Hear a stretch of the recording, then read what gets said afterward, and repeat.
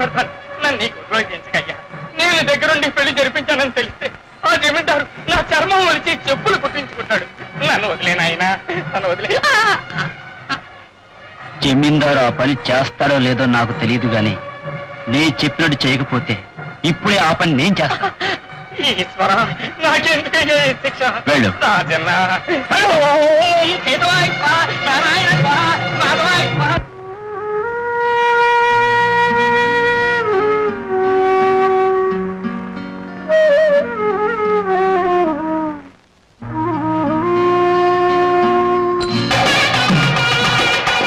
ఆపండి, పెళ్లి కుదిరే రాలేదు, ఇంకే మేడ తాళాలు ఎందుకు? ఆపండి. వాయించడం ఆపారంటే నేను వచ్చి మిమ్మల్ని వాయిస్తాను.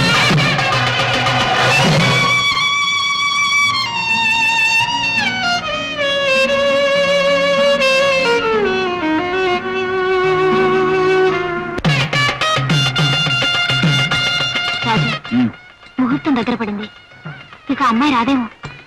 ఆ అమ్మాయి వచ్చి తీరాలి. వచ్చి రాజనా, అమ్మాయి రాదు. జమీందారు గారి ఇంటి చుట్టూ కాపలా పెట్టారు. రాదా?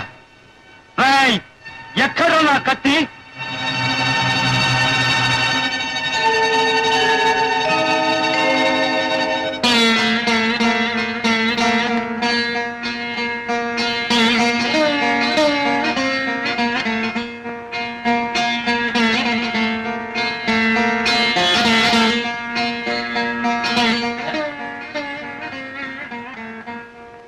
పూజారి, పెళ్లి జరిపించు.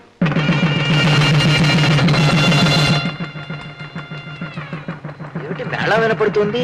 ఏం జరుగుతున్నట్టు? పెళ్ళైన వాడివి మేళ వినపడుతుంటే ఏం జరుగుతుందో తెలీదా? 3 ముళ్ళు వేస్తున్నట్టు. అది తెలుసులేవయ్యా, పెళ్లి కూతురు లేకుండా 3 ముళ్ళు ఎవరికేస్తున్నట్ట అని. ఏ మేక పిల్లకో, కోడి పిల్లకో, రాయికో, రప్పకో వేస్తున్నాడేమో.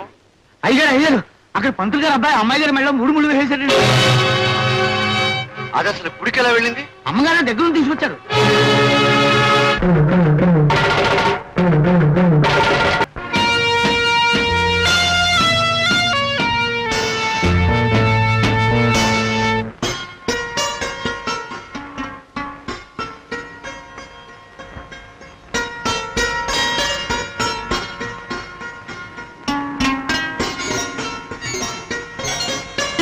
కబడ్డీ కబడ్డీ కబడ్డీ కబడ్డీ కబడ్డీ కబడ్డీ కబడ్డీ కబడ్డీ కబడ్డీ కబడ్డీ కబడ్డీ కబడ్డీ కబడ్డీ కబడ్డీ కబడ్డీ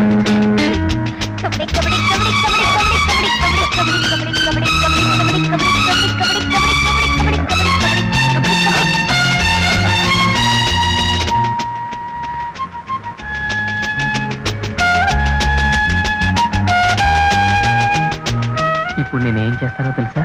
ఏమీ చేయలేవు.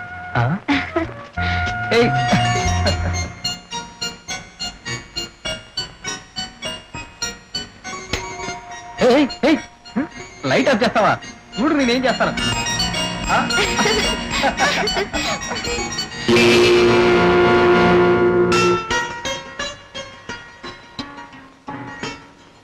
ఫస్ట్ నైట్ ఎవరన్నా లైట్ ఆపుతారా? లైట్ అంటే నాకు ఇష్టం ఉండదు. అంటే నీకు చీకట్లోనే ఇష్టమా?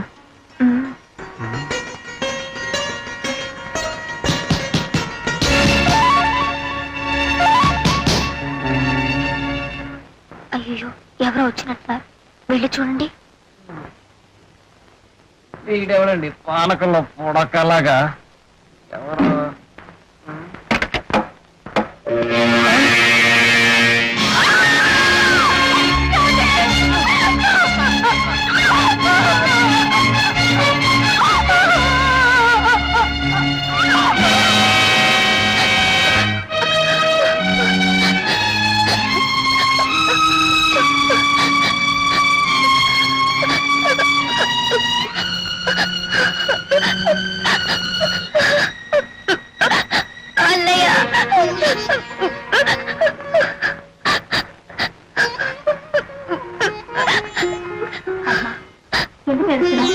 ఇంకేం భయం లేదు, టెన్షన్ కాదు. ఊరుకోమ్మా, ఊరుకో. పెద్దవాళ్ళు ఓటమి కొప్పుకోరు. ఇలాగైనా గెలవాలని ప్రయత్నించారు, కానీ ఇందులో కూడా వాళ్ళకి ఓటమి ఎదురైంది. ఊరుకోమ్మా, రవికి మరేం పర్వాలేదు, గండం గడిచింది. భార్యాభర్త లేకవయ్యే తొలి రాత్రి ప్రాణం తీయడానికి ప్రయత్నించారెవరో. చచ్చా, వాళ్ళు అసలు మనుషులేనా? ఆ రాక్షసుడెవడో నాకు తెలుసు. రేపు ఉదయం సరిగ్గా 10 గంటలకు శివాలయం దగ్గర జమీందారు కూతురుమేడలో తాళి కట్టి వీడు పెళ్లి చేసుకుంటాడు. రేయ్, అదే జరిగితే ఈ నా కొడుకు మెడకాయ మీద తలకాయ ఎగిరి ఊరు మధ్య పడి ఉంటుందిరా. రేయ్, అదే జరిగితే ఈ నా కొడుకు మెడకాయ మీద తలకాయ ఎగిరి ఊరు మధ్య పడి ఉంటుందిరా.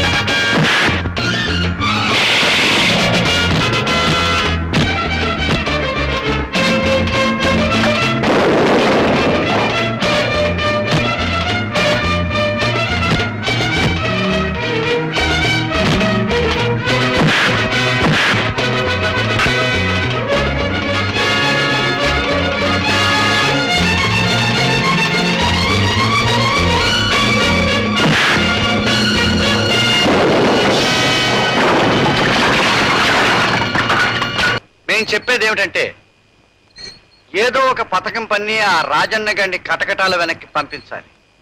ఏమని సెలవిచ్చాం మేము? జైల్లో పెట్టాలని సెలవిచ్చారండి. తమరు చెప్పింది బాగానే ఉంది కానివ్వండి, జైలే మన సొంతం కాదు కదా, మన గిట్టని వాళ్ళని అందులోకి తోసేయడానికి. అందుకే నీకు బుర్రంది కానీ అందులో బుద్ధి లేదంట. బుర్రంటూ ఉండాలే కానీ జైలు మందవుతుంది, జైలరు మనవాడవుతాడు. ఆ రాజన్న గారిని కొన్నాళ్ల పాటు జైల్లో రెస్ట్ తీసుకొనిస్తే బయట మనకి రెస్ట్ దొరుకుతుంది.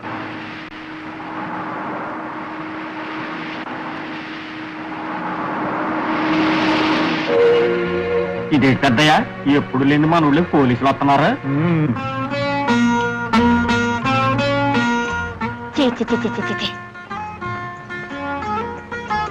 ఎవరిని? ఈ పాడు బీడీని. బీడీనా? ఈ బీడీ మహత్యం నీకేం తెలుసు? రాజు, ఇంత మంచివాడుగా మారిన తర్వాత కూడా ఇంకా ఈ బీడీ నదలేవా? అమ్మమ్మమ్మ, ఈ బీడీ లేకపోతే మనం క్షణం కూడా ఉండలేము. వాళ్ళు జివ్వు లాగేస్తాయి. సరే, ఈ క్షణం నుంచి బీడీ తాగడం మానేయాలి. ఎందుకు? నా కోసం. నువ్వేం చెప్పినా వింటాను కదా రాని, ఈ ఒక్క విషయం మాత్రం నన్ను వదిలేసాయి. చూడు రాజు, బీడీ నీకు ముఖ్యం అనుకుంటే నన్ను మర్చిపో, లేదా నేను నీకు ముఖ్యం అనుకుంటే వెంటనే బీడీ తాగడం మానేయాలి. రాణి, సరే, నేను కావాలో బీడీ కావాలో నువ్వే తెలుసుకో. మిస్టర్, నీ పేరేనా రాజు? నా పేరే రాజు, ఊరికందరికీ రాజన్న.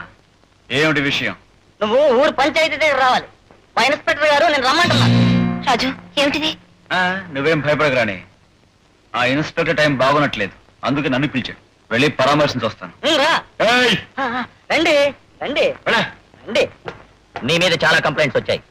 వాటి కారణంగా నేను అరెస్ట్ చేయడానికి పిలిపించాం. ఇన్స్పెక్టర్ గారు, ఇతని మీద ఉన్న ఫిర్యాదులు ఏమిటి? అసలు అది ఇచ్చింది ఎవరు? ఒకటా రెండా? 1.25 ఉన్నాయి. ఇన్స్పెక్టర్ గారు, అరెస్ట్ చేసి పారండి. ఆచారే, కుడి చెయ్యి. చూసారా మీ ఎదురుగానే ఎలా బెదిరిస్తున్నాడు నన్ను? ఇదే మాట మిమ్మల్ని అనడానికి ఎంతో సేపు పట్టదు. అమ్మో అమ్మో, ఇన్స్పెక్టర్ గారు మిమ్మల్ని ఎంత మాట అన్నాడో చూసారా? ఇంకా విచారణ అక్కర్లేదు, అరెస్ట్ చేసి పట్టుకోండి. నీ మీద వచ్చిన ఫిర్యాదులు చాలా ఉన్నాయి. గోపన్న గారు కూతురు చేపట్టుకుని బలాత్కరించబోయావంట, మాధవరావు తోటలోకి వెళ్ళి దొంగతనం చేశావంట, రామరాజు గారింట్లోకి వెళ్ళి. ఆపండి ఇన్స్పెక్టర్ బాబు, గుళ్ళో మంత్రాలు చదివినట్లుగా ఫిర్యాదులు వరుసగా చదవడం కాదు. ఆ ఫిర్యాదులు ఇచ్చే మనుషులతో ఒక్కసారి చెప్పించండి చూద్దాం. మీలో ఎవరయ్యా గోపన్న? గోపన్న ఎవరు? ఇప్పుడు దాకా ఇక్కడే ఉండి హడావుడిగా జారుకున్నాడండి. ఏ కడుపులో పోచేడు ఉంటాడు. ఆచారి కుడి చెయ్యి. ఇన్స్పెక్టర్ బాబు, గోపన లేకపోతేనే ఆ రెండో ఫిర్యాదు ఇచ్చిన మనిషిని పిలవండి. అలాగే. తన తోటలో ఇతను దొంగతనం చేసినట్టు రిపోర్ట్ ఇచ్చిన మాధవరావు ఎవరయ్యా? ఎవరు? ఇదిగో ఇప్పటిదాకా ఇక్కడే. ఇదిగో ఇప్పుడు అక్కడ. ఏయ్, మీ మందు పేరు చెప్తే పారిపోతారే, అలా పారిపోతున్నాడు కదా. అమ్మో, ఏమిటయ్యా ఇదంతా? రిపోర్ట్లు ఇచ్చేసి విచారణ జరిపే వేళకు ఎవరు లేకుండా వెళ్ళిపోతున్నారు. ఏమిటిదంతా? అయ్యా అన్నీ లేవనుకోండి, ఒక్క మున్సబ్ గారి రిపోర్ట్ చాలు కదా. ఆయన మీద హత్యా ప్రయత్నం చేశాడు, అందుకు ఇతను అరెస్ట్ చేయొచ్చు. ఏమయ్యా మున్సబు, నీ మీద ఈ రాజన్ హత్యా ప్రయత్నం చేయబోయాడా? లేదు. అదేమిటయ్యా మున్సబ్ అలా చెబుతున్నావు? నిజమేమిటో అదే చెబుతున్నాను. అమ్మో, నాకు కొంచెం కడుపులో నొప్పిగా ఉంది, వెళ్ళి మంది వేసుకుంటాను. అయితే అబద్ధం రిపోర్ట్ ఇచ్చి చట్టం తోడుకోవాలని చూస్తున్నారా? ఇది నేరం అని చెప్పి మిమ్మల్ని అరెస్ట్ చేయొచ్చు, కానీ ఈసారి క్షమించి వదిలేస్తున్నారు. మరెప్పుడు ఇలాంటి పని చేయొద్దు. ఏమిటో వెధవ కర్మ, ఈ రోజు ఏమీ కలిసి రాలేదు. ఆ రాజన్న గారిని జైలుకి పంపిద్దామంటే కుదరలేదు. అవునండి, ఊరంతా అనుకుంటుంటే ఇంటింటి దగ్గర ఆగి మరీ విన్నాను. వాడు మాటకి ముందు ఆచారి కుడి చెయ్యి, ఆచారి కుడి చెయ్యి అని పదే పదే అన్నట్ట. ఏమై ఉంటుందో వాడి ఉద్దేశం. ఏమీ ఉండదు. ఇదిగో నువ్వు అనవసరంగా నన్ను ఎక్కువగా పై పెట్టకు. అది కాదండి, ఊరంతా ఏమనుకుంటున్నారో తెలుసా? పోలీసులను కూడా పిలిపించాడు. ఇక ఆచారి కుడి చెయ్యికి పట్టిన గతే ఎడం చెయ్యికి పడుతుంది, అది కూడా అతి త్వరలోనే అని 2-3 కత్తుల్ని కూడా నూరుతున్నట్టండి. ముందే అపశకనం కోతలు కుయ్యకు. నువ్వు అపశకునం మాటలు కాదండి, వాడు అసలే పాము లాంటి వాడు. ఆ పైన 2 చేతులు ఉన్నవాడు. రాత్రి వేళ మీరు ఒక్కరు పడుకుంటారు కదా, అప్పుడు ముందు కిటికీ చప్పుడు అవుతుంది. దాంట్లో నుంచి వాడు చూస్తాడన్నమాట. దేని వంక? ఎడం చేతి వంక. తర్వాత మెల్లిగా తలుపు గొళ్ళెం ఊడుతుంది. తలుపులు మెల్లిగా తెరుచుకున్నాయి. మీరు మంచి నిద్రలో కుడి చెయ్యి కూడా ఉందని సంబరపడుతూ కలలు గంటూ పడుకుని ఉంటారు. వాడు లోనకి అడుగు పెట్టాడు. పెద్ద మాంసం కోసే కత్తి చేత్తో పట్టుకున్నాడు. లోపలికి వచ్చాడు. మంచం దగ్గరగా వస్తున్నాడు. దగ్గరగా వచ్చాడు. ఎడం చేతి మీద దుప్పటి తీశాడు. కత్తి పైకెత్తాడు. ఇంకా పైకెత్తాడు. ఇంకా పైకెత్తాడు. తమరు మహత్తరమైన పథకం వేశారండి. కాకపోతే ఆఖరి క్షణంలో ఆ శేషయ్య గాడు వెధవ కోత పూసి కథంతా అర్థం తిప్పేశాడు. ఆచారి, అయ్యా, సామదాన భేద దండోపాయాల్లో ఈ రాజన్న గారి మీద ఉపయోగించాల్సింది దండోపాయమేనయ్యా, సందేహం లేదు. మేమేమని సెలవిచ్చాం? దండోపాయమైన సెలవిచ్చారండి. కాకపోతే మన ఊళ్ళో వాడి జోలికి వెళ్ళిన మగాడు ఎవడున్నాడండి? ఆ చెయ్యి కూడా ఉంటే తమరే వెళ్ళుండేవారేమో, కానీ పాపం. నువ్వు నోరు మూసుకోపోతే ఈ ఉన్న ఒక్క చేత్తోనే నిన్ను బాయించగ.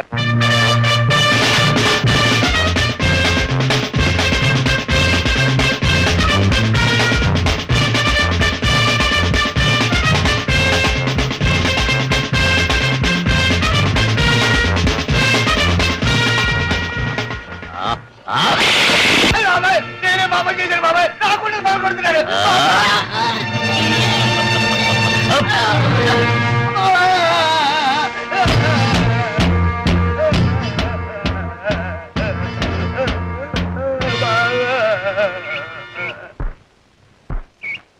రేయ్, మా ఊరొచ్చి మా మనుషుల మీదే చేయి చేసుకుంటే చూస్తూ ఊరుకునే దద్దమ్మ కాదురా ఈ రాజన్న. ఓహో, నువ్వేనట్రా రాజన్న? నిన్ను ఖతం చేయడానికే వచ్చాను రా.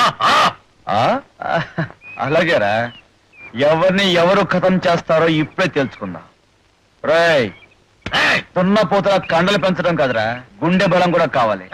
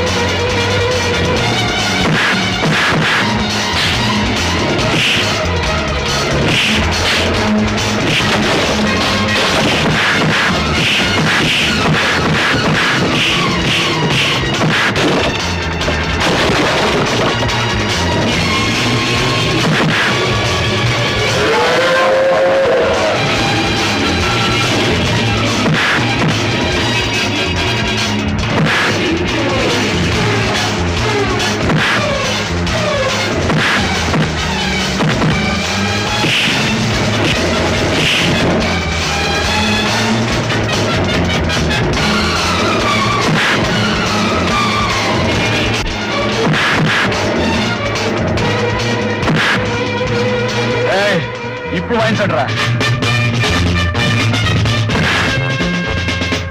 ఏయ్, చావు మేడం.